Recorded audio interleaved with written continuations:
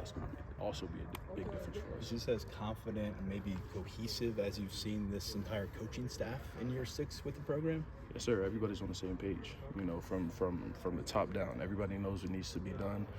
Everybody knows the process in which, you know, we need to take to get there, and I think that's a big difference. So, yeah.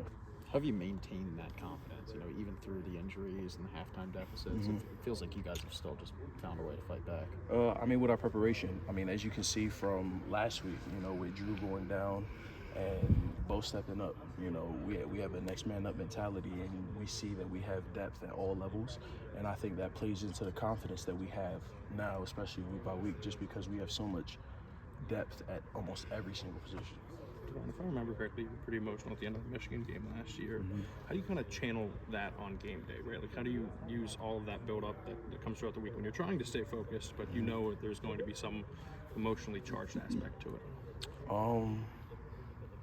You just focus on your brothers next to you. You know, it's very easy to focus on yourself and push that outwardly. But if you look at your brother on your left and your right, my bad, and you know, you think about how you prepare, you think about how everybody's prepared. There's no reason for you to get too emotional, too high, too low. You know, I've said it multiple times. Coach Sanderson has came in and he's spoken about not inhaling. You know, not being too high, not being too low, just keeping it even keel, level-minded, and just keep pushing, you know. Rely on what you've been training for. Do you ever think about what this would look like if it goes well? Like, do you allow yourself to envision, like, what, you know what I mean, success would look like on Saturday? I mean, of course, you know, I mean, what team goes into a week and doesn't think they're going to win or doesn't know they're going to win, you know what I mean? I mean, that's across the board, across the country. But we just have to get there first. You know what I mean? I don't necessarily live in the what ifs. We have to play it out, be who we are, and just stay consistent. What has Alonzo Ford meant to this defensive line? And I know a lot of people were wondering what he was going to look like when he hit the practice field. Has he exceeded your own expectations coming onto the practice field this year? I mean, Alonzo has had a slow start this year. Well, not this year, but just for when he first got here. You know, coming in, having an injury that he had, and then now turning that page and becoming a real guy for us.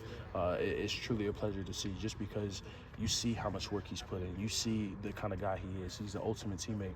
He's an incredible player, and now that's starting to show on the field.